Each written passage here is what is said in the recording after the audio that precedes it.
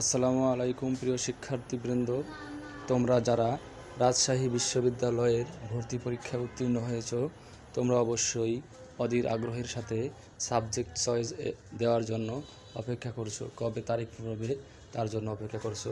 অবশেষে রাজশাহী বিশ্ববিদ্যালয় প্রশাসন সাবজেক্ট চয়েস এর তারিখ ঘোষণা করেছে।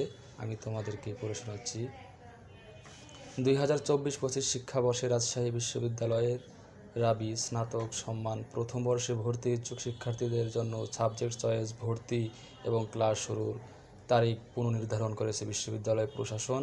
বিশ্ববিদ্যালয়ের ভর্তি উপকমিটির এক সভায় এই সিদ্ধান্ত গ্রহণ করা হয়েছে।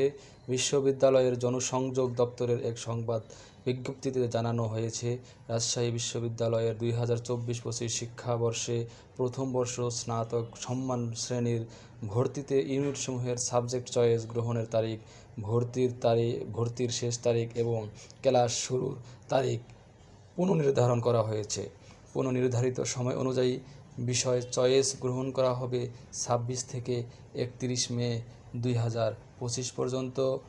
ভর্তি শুরু হবে 16 জুন এবং শেষ হবে 24 জুলাই 2025।